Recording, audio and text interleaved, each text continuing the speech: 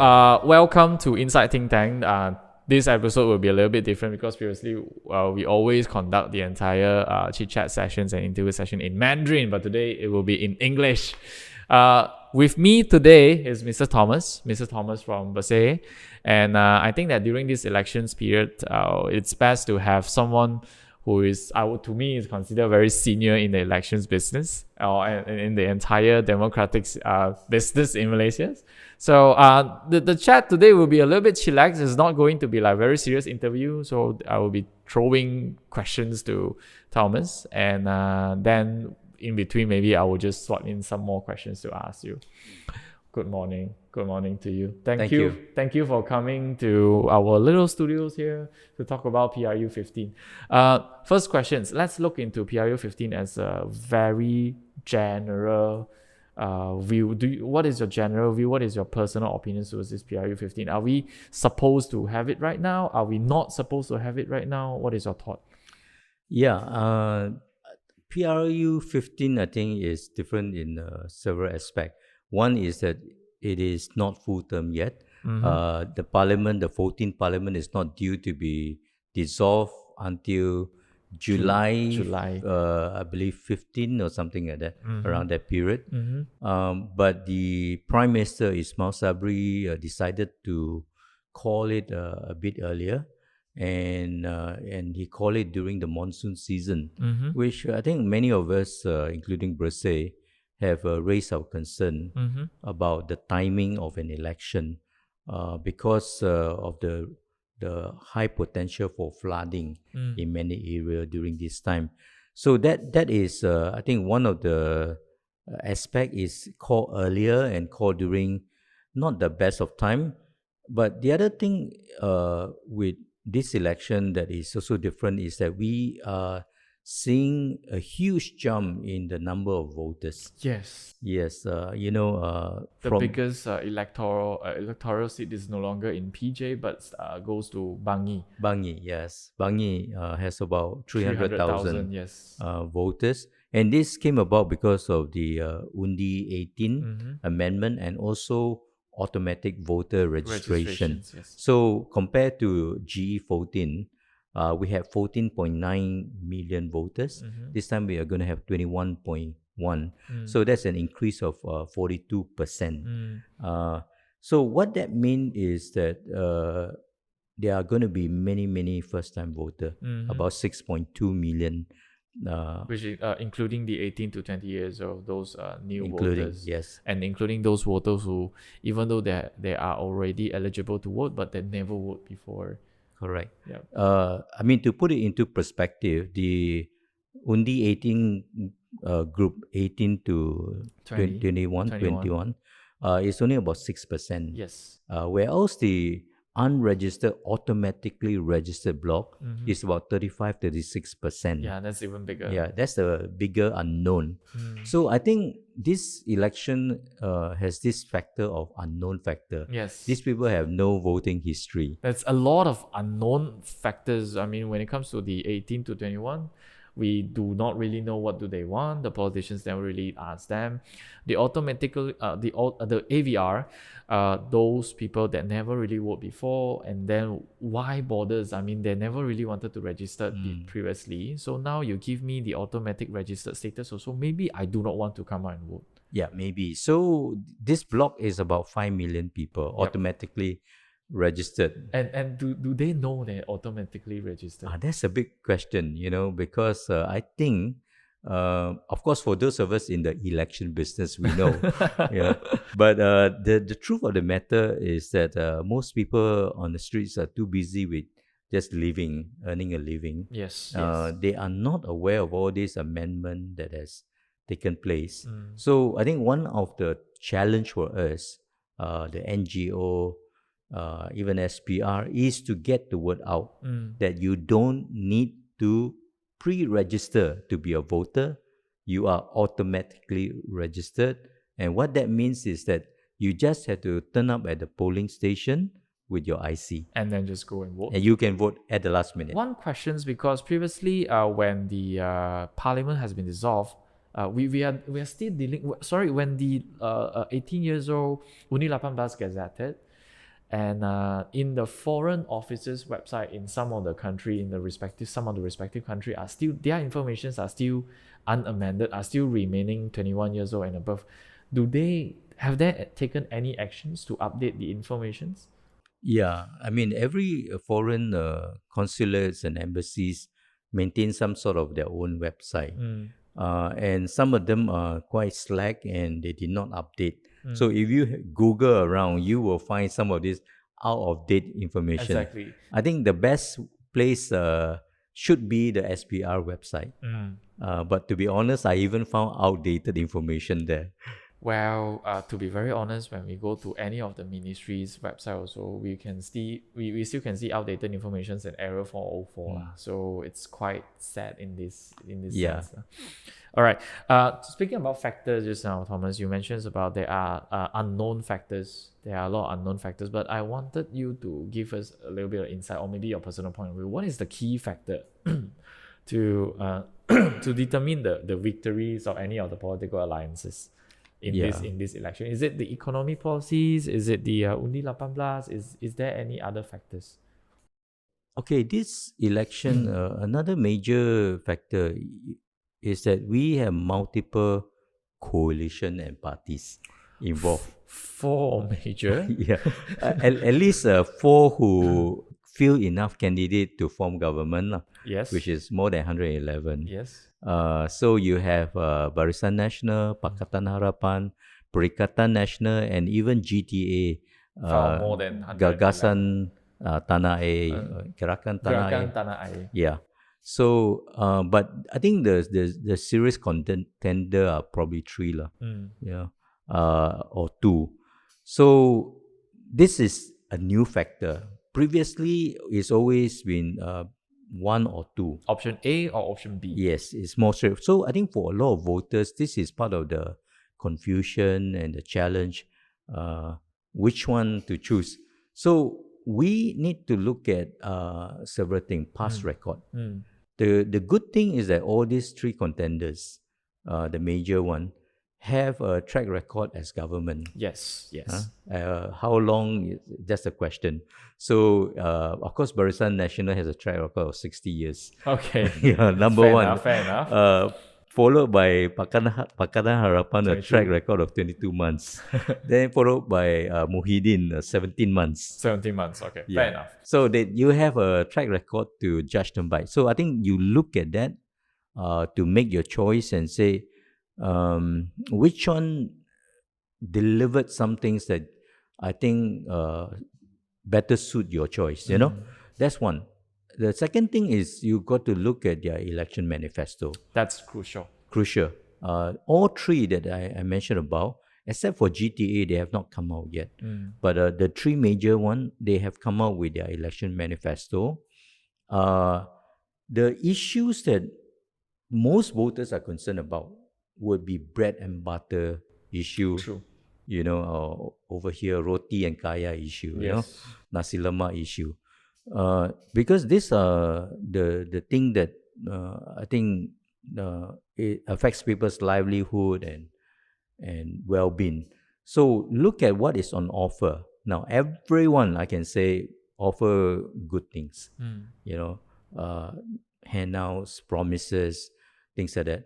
But I think as a more informed, discerning voter, we got to separate the populist, short-term goodies handout from more structural reform that is better for the country and better for us, so that we have a sustainable progress as a country. But Thomas, the electors right now, the voters right now I would say that they prefer to see, how are you going to help me today? I do not want you to promise something tomorrow. I think some of the voters, I assume that some of the politicians who are still able to has their seat in the parliament, because they just give handout in their constituencies and make their voters happy. But is that still relevant now? How much of the voters are preferring the idealisms of some of the political alliances proposed? Yeah, I agree with you that most people look at the immediate, the short term. And I do think that is important for now, especially for us as a country. Post-COVID, and then the war in Ukraine has affected us in so many ways. Yes. People are struggling. I think any responsible coalition that wants to be government cannot overlook that aspect. You have to look at the immediate short-term provide. But we as voters need to look a little bit further, because it's not a case of either short-term or long-term. You can offer short-term, but you can also have a plan for the long-term. Look for a party that is thinking through those issues, able to provide those solutions for long-term prosperity. I think that is important. So economic prosperity is one thing. The other thing is education. Yep. I think education is so fundamental to the health of a nation. So is any one of this coalition thinking deeply into this issue so that we can improve the education system and prepare future generation? If party are only thinking of the 5 years they have and all the policy is only for the 5 years, then I would say that it's not a very responsible manifesto. So compare those aspects. But another area that I want to challenge people to think about, and I know this is a very small percentage, only people like myself think about this. Okay, that made me curious. It is institutional reforms. Well, we youngsters also get concerned about that. There's too many layers of approval. I think for us, institutional reforms is critical if we want to see a stable and transparent and accountable government. The problem that we have had all these years is that the institution and the law are very weak. That's why we have the 1MDB and the different scandal. Yes. Because there is no institution or law strong enough to hold the government accountable. Yes. So we cannot go back to those times where a prime minister can basically just do whatever he wants and get away with it. Yes. So the institutional reforms need to be in place so that whoever come to power will be held accountable if they do wrong. So we talk about specific things like MACC, the Anti-Corruption Commission. AGC. These are controlled totally by the Prime Minister right now under law. Yes. Whoever becomes Prime Minister has total control. So what we have been pushing for is the separation of the power of the AG and the public prosecutor. Now is one and the same. Yep. So the public prosecutor should be an independent office, separate from the AG. AG is the lawyer to the government of the day. So how can the lawyer also decide who to prosecute, who not to prosecute, what cases to pull out and drop, charges to drop? It has to separate. I mean, this is the knowledge that I think majority of the Malaysians do not know that. Yes.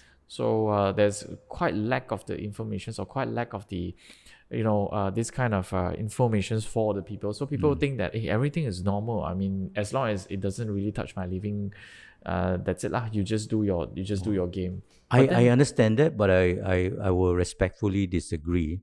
You can't focus on the bread and butter issue. If you don't have a government that is stable, that is functional, that is accountable, you can't, because they will be constantly looking for ways to stay in power, like what we saw the last 2-3 years, after the Sheraton Move. Their focus was staying in power, or they'll be looking for ways to make more money and plunder the country.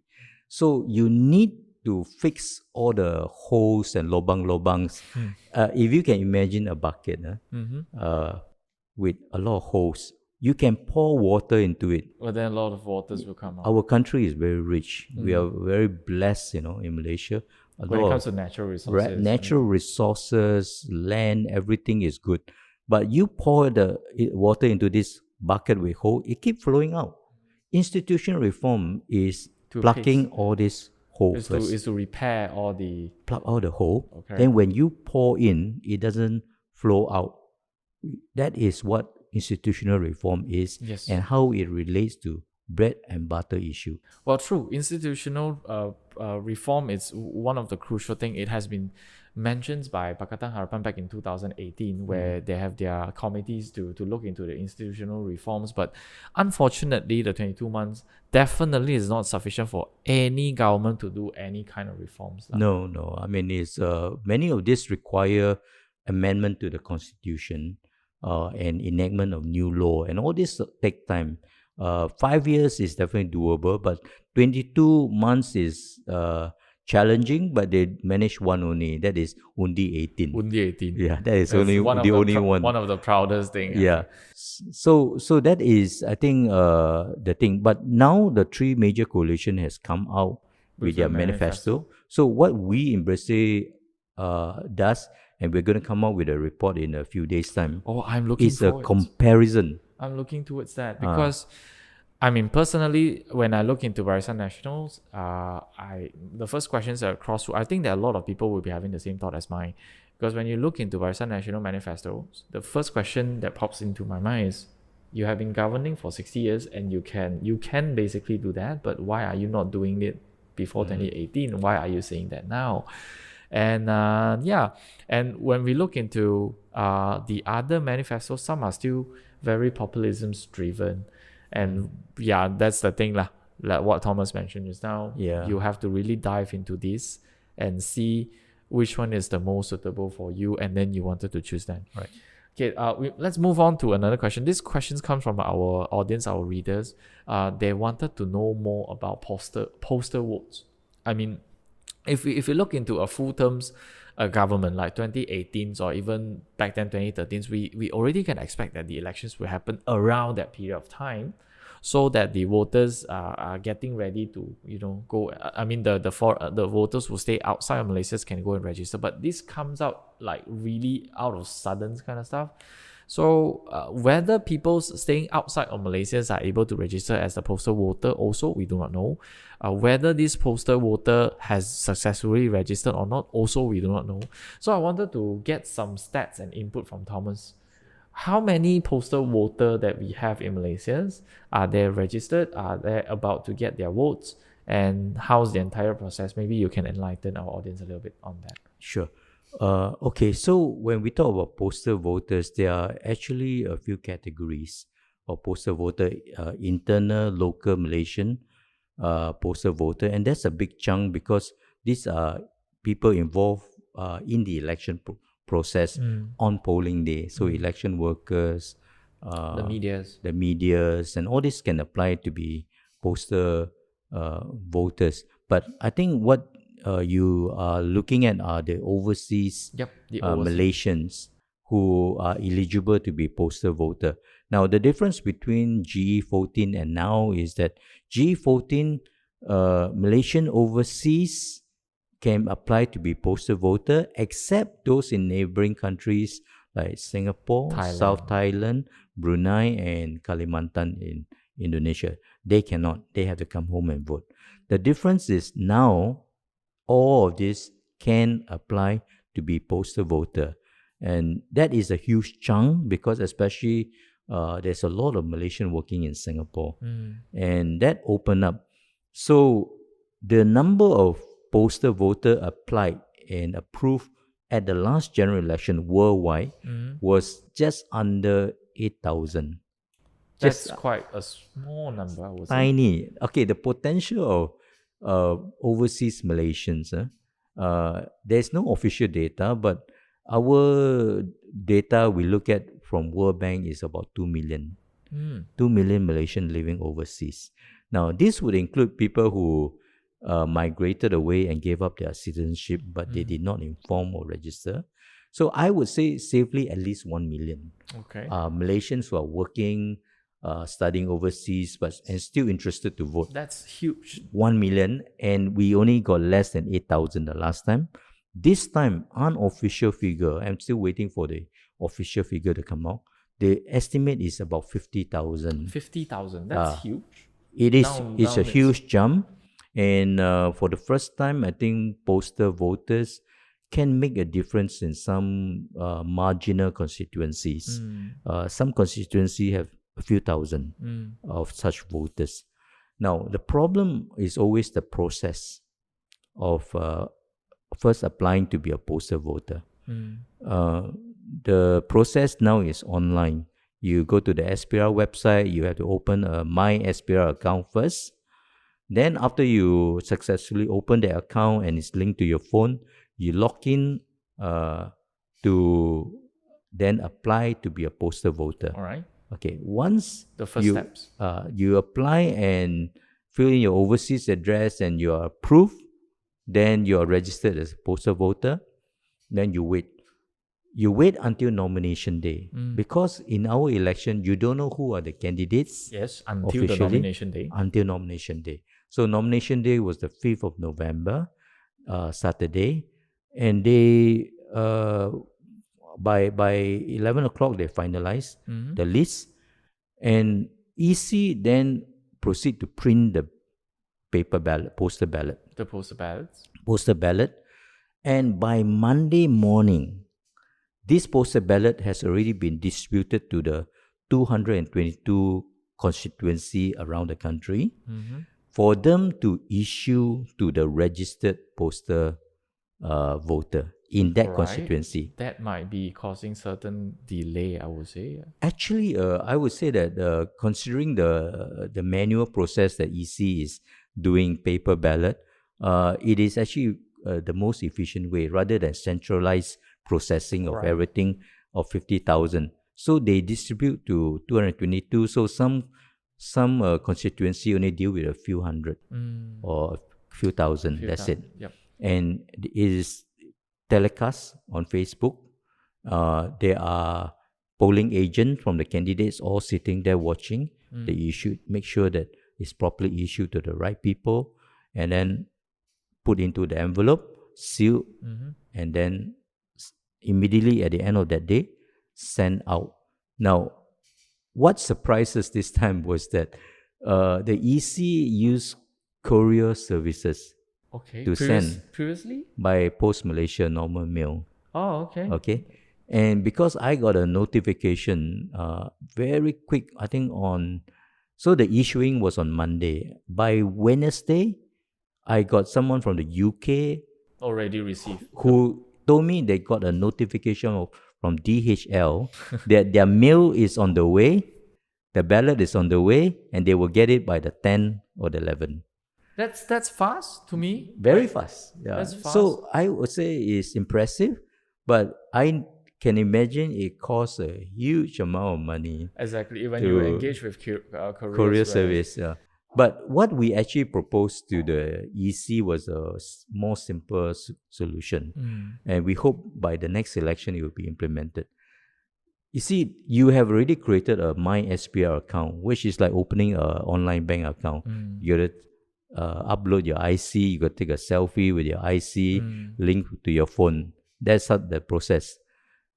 Since you already have a My SPR account, which you and I can apply, I have. You can, after nomination day, immediately go in and download the PDF ballot for your constituency. You could, even with the serial number. So, because we are doing it all the time with our banking, we download the PDF, receipt, and everything. So, if people can be allowed to download their PDF ballot and Boran 2 and other documents, and then print out and send it the next day after nomination day, then you save, first of all, a lot of costs. Yes. Secondly, you save a lot of mistakes from manual writing of serial number. Thirdly, you save time because second, third day after nomination, they can send back by normal post before polling day because the closing date to reach is by polling day. In this case, 19 November. So that is, I think, the usage of technology that EC has not utilized, but we are continuing to push them on that.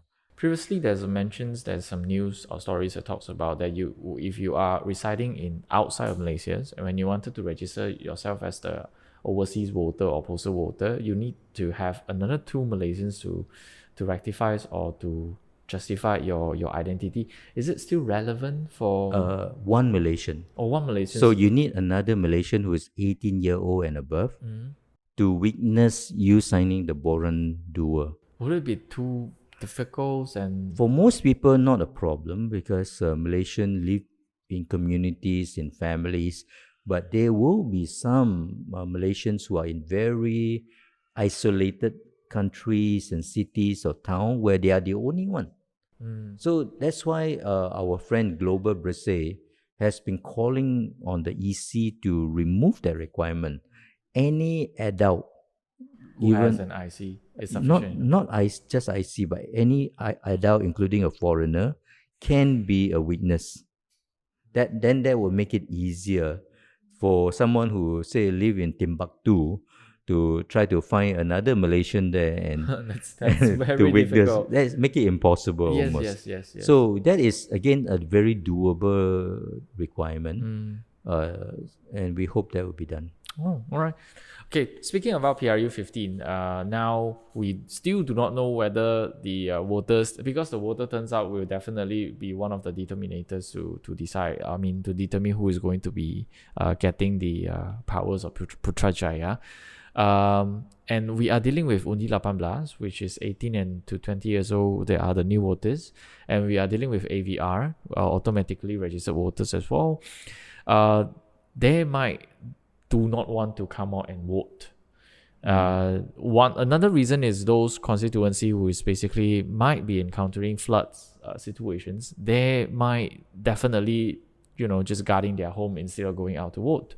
So is this one of the factors that going to cause that PRU 15 is not going to be smooth? Or what is your point? I think the challenge is a lower voter turnout. And there are 3 things, and you mentioned some of them already. One is the automatic voter registration and Undi 18. With the huge increase in the number of voters, and many of these are people who didn't want to register in the first place. So the chances of getting 80% voter turnout like what we had the last 2 elections is very slim, very difficult to achieve. Now, just to give you a perspective of this increase of 42% in number of voters, what does it mean? If everyone who voted in GE15, and that was a record high, 12.3 million Malaysians came out to vote. GE14. GE14, yep. GE14, that's right. So, if everyone come out to vote again this time, the voter turnout is only 58%. 58%, that is almost shocking, for a general election. But so what that means is that if you need to hit 70%, you need 2.5 million new first-time voters to come out and vote. This time to hit just 70%. Now, that is challenging, that's one.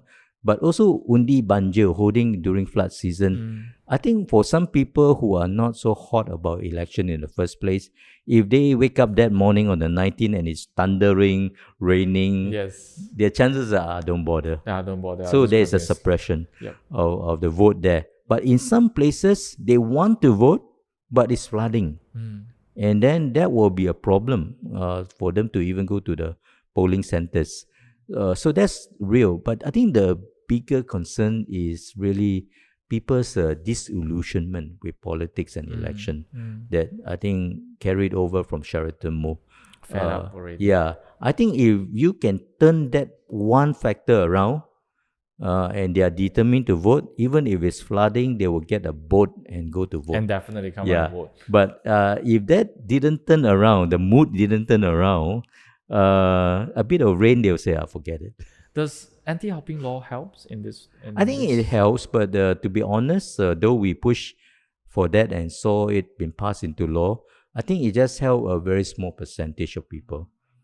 I think maybe in certain constituency, yes. Yeah. For those who has been jumped, I think those constituencies they will feel it more. Yep. Yeah. But I think for most people, what they actually look for is hope.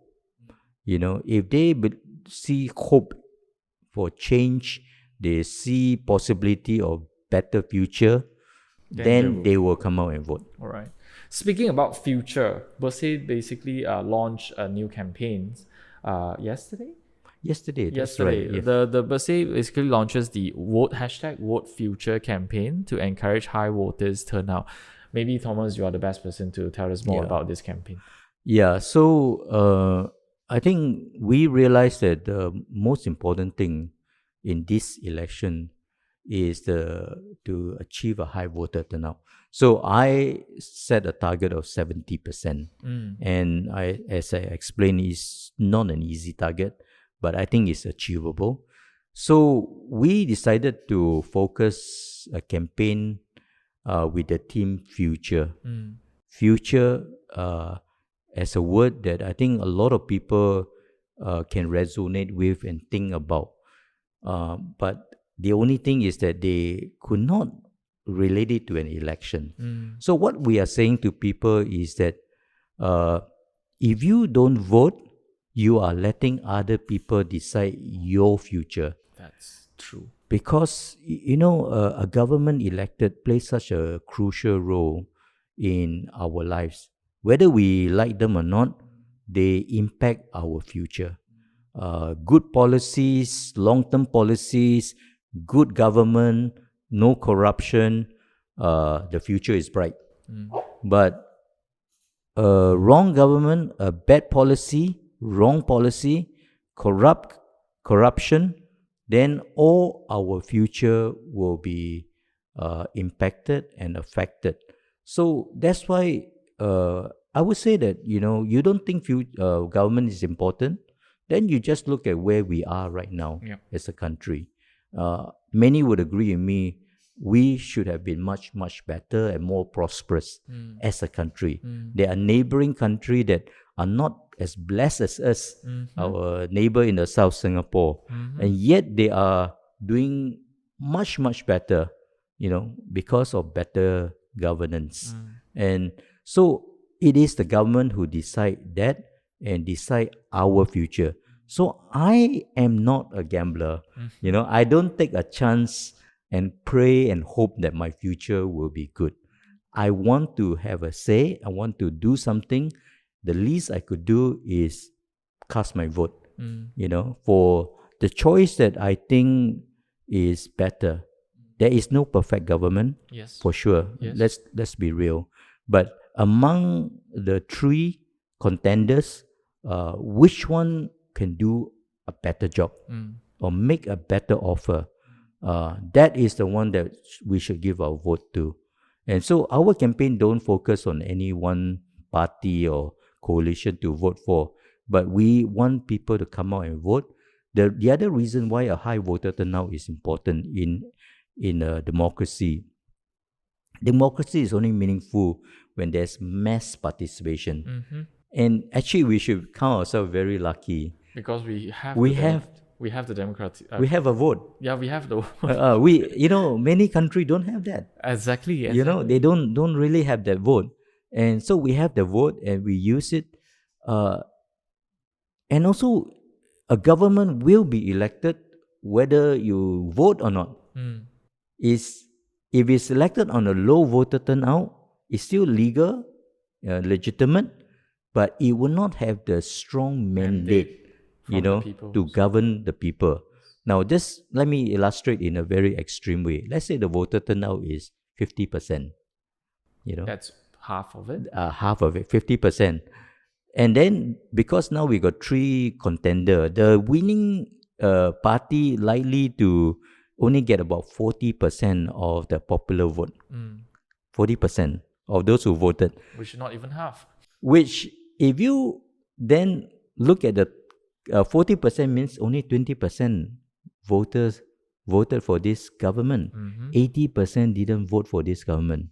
Now, if you are a government knowing that you only got 20% support base, you are going to try to stay popular. Yes. You won't implement any structural changes or long-term changes. Long-term policies. and you will constantly rely on handouts, goodies, populist policy to stay in power. And that is going to hurt our country. It's like giving sugar to a children constantly so that they are happy, they don't cry all the time. But in the long term, you are killing them, you know? Yes, exactly. Yeah. So a vote today is, I will say that the vote today is basically a vote for your future. Yeah. If you don't vote today, then someone will vote for you and someone will determine your future. Correct. Yeah. I think that sums out the conversations between me and Thomas today. I learned a lot. I mean, there's a lot of insight that basically we can learn from these elections. I always tell my students that this election is definitely a good case study for you. Thank you, Thomas, for dropping by. It's my pleasure. Thank you, Ken. Thank you, and I hope that in futures maybe we will have more interactions for our audience and readers. Yeah. Thank you. Anytime. Thomas. Thank you. Thank you.